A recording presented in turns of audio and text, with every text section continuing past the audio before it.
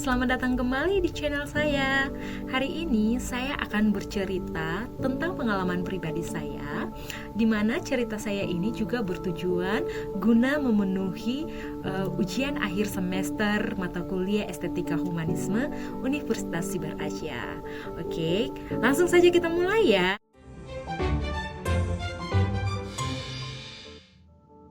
Halo semua, apa kabar? Sore ini, saya ingin berbagi sedikit tentang sesuatu yang sangat dekat di hati saya dan mungkin juga di hati banyak dari kita di sini. Apa itu? Itu adalah emotional intelligence. Emotional intelligence ini khususnya adalah bagaimana kecerdasan emosional ini menjadi kompas kita dalam menavigasi dunia seorang ibu yang bekerja, ibu yang juga harus mengurus rumah tangga. Nama saya Krisdi Natalia Huta Barat, dan selama lebih dari 5 tahun, saya telah menjalani peran ganda yang luar biasa ini. Bekerja di kantor dan mengurus rumah tangga. Itu bukan hanya sebuah profesi, tapi juga sebuah perjalanan yang penuh warna. Kadang melelahkan, tapi selalu penuh dengan pembelajaran. Jadi, apa sih sebenarnya emotional intelligence itu? Dalam bahasa yang paling sederhana, ini adalah kemampuan kita untuk mengenali, memahami, mengelola, dan menggunakan emosi kita dengan cara yang positif. Ini tentang bagaimana kita harus mengelola stres, membangun hubungan yang sehat, dan mengambil keputusan bijaksana di tengah badai kehidupan. Bayangkan, sebagai seorang ibu, peran kita itu luar biasa kompleks, bukan? Kita menyeimbangkan tuntutan pekerjaan profesional dengan kehidupan keluarga. Disinilah kecerdasan emosional menjadi kunci, menjadi penolong utama kita. Mari saya ceritakan sedikit pengalaman saya. Mungkin ada di antara kalian yang merasakan hal yang sama. Saya adalah Krisdi Natalia Huta Barat. Saya seorang ibu dari 3 anak dan bekerja sebagai PNS di Kementerian Keuangan, tepatnya di Direktorat Jenderal Pajak. Nah, setiap hari saya bangun lebih awal untuk mempersiapkan sarapan, menyusui bayi saya yang masih kecil, mengurus keperluan sekolah anak pertama saya, dan memastikan anak saya itu siap untuk ke sekolah. Nah, setelah itu, saya meluncur ke kantor di mana pekerjaan telah menanti saya. Ada rapat, penyusunan laporan, dan tenggat waktu yang menumpuk. Pada sore harinya, saya pulang, namun pekerjaan di rumah itu baru saja dimulai. Saya harus menemani anak-anak saya bermain, memasak, membersihkan rumah, dan tentu saja tetap menjadi istri yang mendukung suami saya. Nah, tantangan yang saya hadapi itu nyata. Seringkali saya merasa stres dan kelelahan, seperti tidak ada cukup waktu dalam sehari untuk semuanya. Jujur saja ya, tekanan untuk memenuhi ekspektasi di kantor dan di rumah itu seringkali membuat saya merasa terjepit.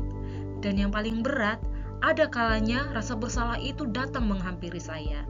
Rasa bersalah karena merasa tidak bisa menghabiskan lebih banyak waktu dengan anak-anak atau tidak bisa memberikan perhatian penuh pada pekerjaan.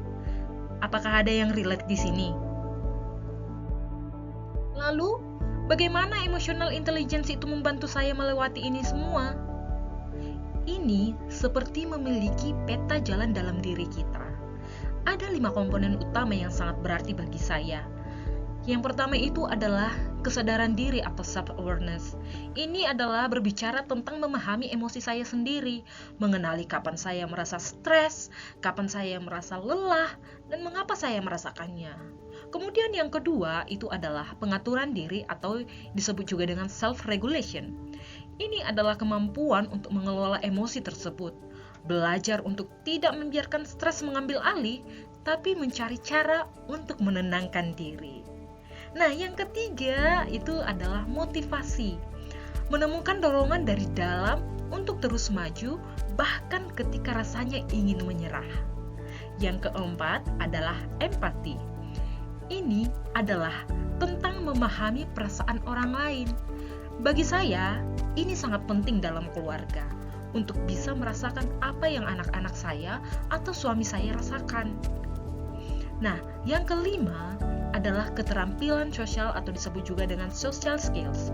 Ini adalah berbicara tentang bagaimana kita berinteraksi dengan orang lain, membangun jembatan komunikasi yang kuat. Emotional intelligence ini bukan hanya sekedar teori, tapi praktik nyata untuk menjaga keseimbangan hidup. Self-care, saya belajar bahwa mengelola emosi dengan baik tidak hanya membantu saya di pekerjaan, tapi juga menjaga kesehatan mental saya. Saya sadar menjaga diri sendiri itu sama pentingnya dengan menjaga keluarga. Kemudian empati dalam keluarga.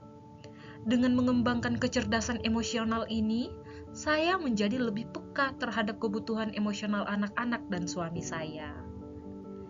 Ini memungkinkan saya untuk memberikan perhatian penuh saat mereka benar-benar membutuhkan saya.